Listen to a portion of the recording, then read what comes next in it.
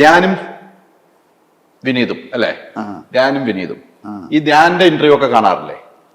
ധ്യാന്റെ interview ഒക്കെ കാണുമ്പോൾ ചിരിക്കാറുണ്ടോ? ശരിക്കും പറ്റുന്ന കാര്യങ്ങൾ വകുപ്പുണ്ടെങ്കിൽ ചിരിക്കും. അവൻ അച്ഛനെ പോലെയാണ്, എല്ലാം തുറന്നു പറയും. ധ്യാൻ എല്ലാം തുറന്നു പറയും. ഞാൻ പലതും തുറന്ന് പറയില്ല, പക്ഷെ യഥാർത്ഥത്തിൽ. അതെയോ? അതെ, ഉറപ്പാ? ഉറപ്പ്. അവൻ ഇങ്ങനെ തുറന്ന് പറയുന്നു. അത് തുറന്നു പറയുമ്പോ എന്ത് തോന്നും ശ്രീചേട്ടന്? അപ്പൊ എനിക്ക് ഇഷ്ടപ്പെടാറില്ല. ഇഷ്ടം? എന്റെ സ്വഭാവം നേരെ തിരിച്ചാണ്. പലതും ഞാൻ തുറന്ന് പറയില്ല. അപ്പൊ അവൻ പറയുന്നത് എനിക്ക് ഇഷ്ടപ്പെടാറില്ല. എന്നെ അവന്റെ അഭിനയമൊക്കെ ഇഷ്ടമല്ലേ? ധ്യാന്റെ സിനിമ അഭിനയമൊക്കെ അവൻ അഭിനയിക്കുന്നുണ്ട്.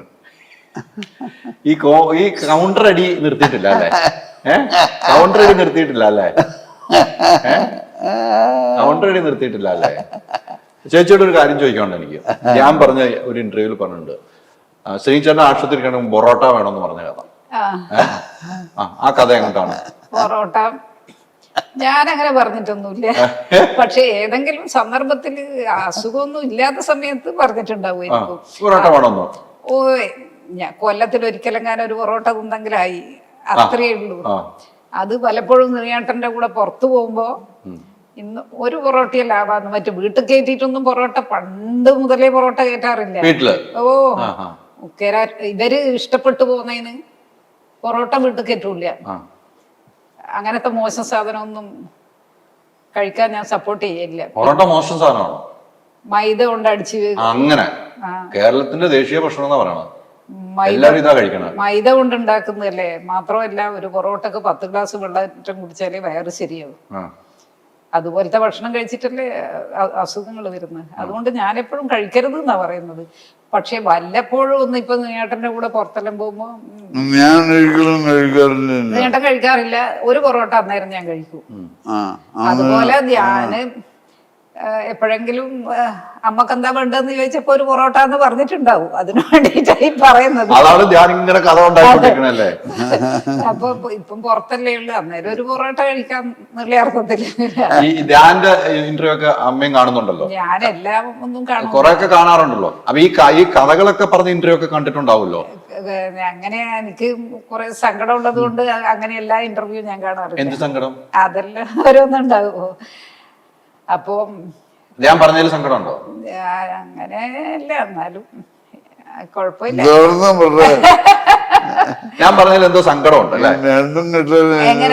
ഞാൻ പറഞ്ഞതിൽ എന്തോ സങ്കടം ഉണ്ടല്ലേ? ആര്? ധ്യാനൂട്ടൻ.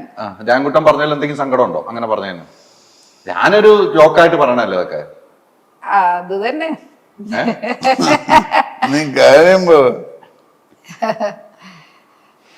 അല്ല, അതൊക്കെ അങ്ങനെ പറഞ്ഞു ഒരു തമാശ രീതിക്ക് എടുത്താൽ മതി അല്ലേ? ഒരമ്മയെ കുറിച്ച് മോൻ തമാശ രീതിക്ക് പറയുന്ന കാര്യം, മോനെ കുറിച്ച് അമ്മമാരും അച്ഛന്മാരും തമാശ രീതിക്ക് പലതും പറയാറില്ലേ? അതാ തമാശ രീതിക്ക് നമ്മൾ എടുക്കാവുള്ളൂ അല്ലേ? അത്രയൊക്കെ ഉള്ളൂ അല്ലേ? ആൾക്കാരൊക്കെ മൊത്തം തമാശയിലെ എടുക്കും, കുഴപ്പമില്ല. ആൾക്കാര് മൊത്തം തമാശയിലല്ലേ അവന്റെ സംസാരം കാണുന്നത്. ഞാനെല്ലാം മാറിയപ്പോ ഞാൻ എന്റെ ഒരു ലാസ്റ്റ് ഇന്റർവ്യൂ പറഞ്ഞു, അതോടുകൂടി ഇന്റർവ്യൂ നിർത്തുകയെന്ന് പറഞ്ഞു. എന്റെ ഒരു സീരിയസ് ഇന്റർവ്യൂ ആണ്, തമാശയും ചിരിയൊന്നും ഇല്ലായിരുന്നു. നല്ല ഗൗരവമായിട്ട് കുറെ കാര്യങ്ങൾ തുറന്നു പറഞ്ഞു ധ്യാൻ. പക്ഷേ അവൻ ചെറുപ്പത്തിലൊക്കെ പഠിക്കാനെല്ലാം മിടുക്കനായിരുന്നു. വിനീതൂട്ടനേക്കാളും ഒന്നും കൂടി ഷാർപ്പ് ബ്രെയിൻ ആയിരുന്നു അവൻ്റെത്. പിന്നെ അച്ഛൻ തന്നെ റാണി ചെയ്യുന്ന പ്രൊഫഷൻസി പ്രൈസ് കൊടുത്തിട്ടുണ്ട് അവന്. അതിന് ഫോട്ടോ ഉണ്ട്. വിനീതൂട്ടന് 10ാം ക്ലാസ്സിൽ മാപ്പിളപ്പാട്ടിന് സ്റ്റേറ്റില് പ്രൈസ് കിട്ടിയില്ലേ? ആ സമയത്ത് ധ്യാനൂട്ടന് അച്ഛൻ പിന്നെ പ്രൊഫഷൻസി പ്രൈസും കൊടുത്തിരുന്നു. വിനീതൂട്ടന് ഗോൾഡ് മെഡല് അത് അച്ഛൻ തന്നെയാണ് കൊടുത്തത്. അവര് റാണി ചെയ്യുന്ന അച്ഛനെ ഇൻവൈറ്റ് ചെയ്തു അവിടുത്തെ ആനിവേഴ്സറിക്ക്. അപ്പോ ഏട്ടൻ തന്നെയാ രണ്ടുപേർക്കും കൊടുത്തത്. പിന്നെ നമ്മള് ആ സമയത്ത് പിന്നെ രഞ്ജിത്തിന്റെ ഏതൊരു സിനിമ, ശോഭന അഭിനയിക്കുന്ന ഷൂട്ടിങ് ഇവിടെ നടക്കുകയാണ്. അപ്പോ വിനീതിന്റെയും അമ്പൽപ്പാട്ടിൽ 1 സമ്മാനം കിട്ടിയ വിനീതിൻ്റെ ഇവളാണ് എപ്പോഴും കൊടുക്കുക. ഇവളുടെ ഫോട്ടോ മാതൃഭൂമിയിലെ മറ്റോ വന്നത് രഞ്ജിത്ത് ശോഭനെ കാണിച്ചു.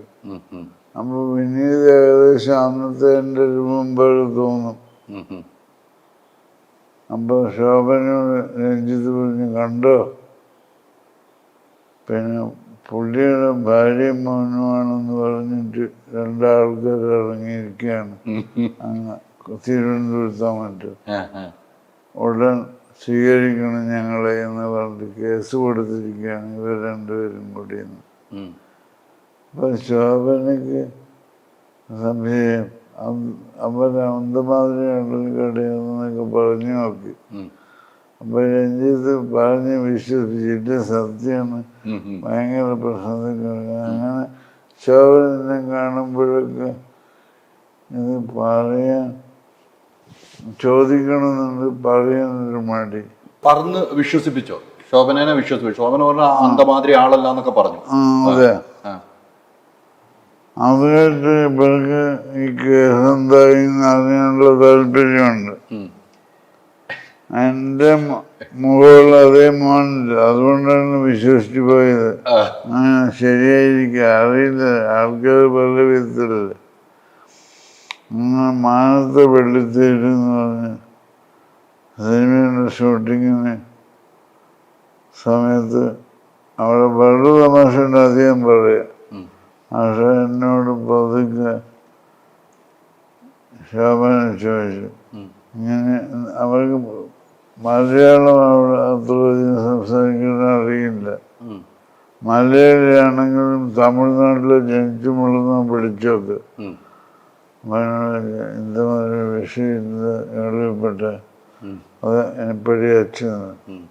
ഞാൻ പറഞ്ഞ് അന്ധവിഷയം സോൾവായിരിച്ചു, വേറെ നിറയെ വിഷയങ്ങൾ ഇരിക്കുന്നു. ഒത്തിരി വിഷയങ്ങൾ വീണ്ടും ഇരിക്കുകയാണ്. അപ്പൊ അവർക്ക് മനസ്സിലായി ഞാനിത് പ്രൊഫഷണലായിട്ട് എടുത്തിരിക്കുന്നു. പിന്നെ ഒന്നും മിണ്ടിയില്ല. ഈ ഇങ്ങനെ ഒത്തിരി ഓർമ്മകളുണ്ടല്ലോ അല്ലെ? അന്ന് ചേച്ചിയാണല്ലോ ഇവരുടെ സ്കൂളിലൊക്കെ പോണ അല്ലെ? ഈ മത്സരത്തിന് മുമ്പ് ചേച്ചിയാണോ കൂടെ പോകുന്നത് അല്ലെ? ചേട്ടൻ ഷൂട്ടിംഗ് ലൊക്കേഷനിലൊക്കെ ആയിരിക്കും അല്ലേ? ഈ ചെന്നൈയിലുള്ള ജീവിതമാണ്, ചെന്നൈയിൽ ആയിരുന്നല്ലോ ജീവിതം അല്ലേ? ഈ ഞാൻ കഴിഞ്ഞ ദിവസം പറഞ്ഞ ഒരു ഇന്റർവ്യൂവിൽ പറഞ്ഞ ചെന്നൈയിൽ അച്ഛന്റെ ജീവിതത്തിൽ ആരും തിരിഞ്ഞു നോക്കിയിട്ടില്ല എന്നാണ് ഞാൻ പറഞ്ഞത്. ധ്യാൻകുട്ടനെ കഴിഞ്ഞ ദിവസം ഒരു ഇന്റർവ്യൂവിൽ പറഞ്ഞേ, അച്ഛനൊക്കെ ചെന്നൈയിൽ ഒത്തിരി കഷ്ടപ്പെട്ട് ജീവിച്ചിട്ടുണ്ട്, അന്നൊന്നും ആരും തിരിഞ്ഞു നോക്കിയിട്ടില്ല എൻ്റെ അച്ഛനെ. അത് വലിയ പ്രയാസത്തോടുകൂടിയാ ധ്യാൻകുട്ടൻ പറഞ്ഞത്. ധ്യാനല്ല, അച്ഛനെ ഒന്നും തിരിഞ്ഞു നോക്കിയിട്ടില്ല അന്ന് സിനിമാക്കാര്. അച്ഛനെ നോക്കിയിട്ടൊന്നുമില്ല. അന്ന് അച്ഛനൊക്കെ ഒത്തിരി കഷ്ടപ്പെട്ടാലോ ചെന്നൈയില്. അന്നൊന്നും അച്ഛനെ ഒന്നും ആരും തിരിഞ്ഞു നോക്കാണ്ട് ഒത്തിരി ആളുകളുണ്ട്. ഇന്നിപ്പോ അച്ഛനൊക്കെ വലിയ കാര്യമാണ് അവർക്ക്. അതെ, അന്ന് കഷ്ടപ്പെട്ടു എന്ന് പറയുന്നത് പിന്നെ മുക്കാൽ പോകുന്നോണിയാ. കഷ്ടപ്പെട്ടിട്ടില്ല, ഇല്ല. പൈസ ഒക്കെ ഉണ്ടായിരുന്നു ഒത്തിരി. ഒത്തിരി പൈസയൊന്നുമില്ലായിരുന്നു, പക്ഷേ പിന്നെ നമ്മള് കഷ്ടപ്പെടായി തോന്നിയിട്ടില്ല. പൈസ എല്ലാം വേണം. ഇവര് പിന്നെ ജനിച്ചപ്പോഴേ ചേട്ടൻ്റെ അടുത്ത് പൈസ ഉണ്ടല്ലോ. പക്ഷേ ചേട്ടൻ പൈസ ഇല്ലാണ്ട് കഷ്ടപ്പെട്ട് ജീവിച്ചോണ്ട് ചേട്ടൻ അതൊരു കഷ്ടപ്പാടായി തോന്നിയിട്ടില്ല ഒരിക്കലും. അങ്ങനെ ജീവിച്ചിട്ടുണ്ട്. അത് കഷ്ടപ്പാടായിട്ട് ചേട്ടൻ ഒരിക്കലും പറഞ്ഞിട്ടുമില്ല, കഷ്ടപ്പാടായിട്ട് അനുഭവപ്പെട്ടിട്ടുമില്ല. നിങ്ങൾ ഒരുമിച്ച് ചേച്ചിക്കും എനിക്കും ഇല്ല. എനിക്ക് ഒരു കണക്കിന് പണ്ടാ നല്ലത് എന്ന് വിചാരിക്കുന്നു. കാരണം ഇപ്പം ഈ വലിയൊരു വീടും കാര്യങ്ങളും മെയിൻറ്റെയിൻ ചെയ്യുന്നതും പിടിക്കുന്നതും എന്നെല്ലാം പറയുന്നത് എന്നെ സംബന്ധിച്ചിട്ട് പണ്ടാ നല്ലത് എന്നാ ഞാൻ. ചെറിയ വീടും പണ്ടത്തെ ഒരു ജീവിതം തന്നെയാ നല്ലത്. ഒന്നും ഒരു ടെൻഷനും ഇല്ല, ഒന്നുമില്ല. ഇപ്പം അപ്പൊ പറയുന്ന അത് ശരിയൊന്നുമല്ല. കാരണം നീട്ടനും കഷ്ടപ്പാടില് ആ കഷ്ടപ്പാടാന്ന് നീട്ടൻ വിചാരിച്ചിട്ടില്ല, ഒരിക്കലും അനുഭവപ്പെട്ടിട്ടില്ല എന്ന് തന്നെ എന്നോട് പറഞ്ഞത്. ഞാനും വിചാരിച്ചിട്ടില്ല. എനിക്കും അതൊന്നും പ്രശ്നമായിട്ട് ഒരിക്കലും തോന്നിയിട്ടില്ല. സാമ്പത്തിക പ്രശ്നം ഒരിക്കലും തോന്നിയിട്ടില്ല, ഇല്ലാത്ത സമയത്തും തോന്നിയിട്ടില്ല. എന്നാലും ഇപ്പോഴാണ് എല്ലാവർക്കും എല്ലാ കാര്യവും ചെയ്യണ്ടേ എന്നുള്ളൊരു ഇത്. അന്നല്ല.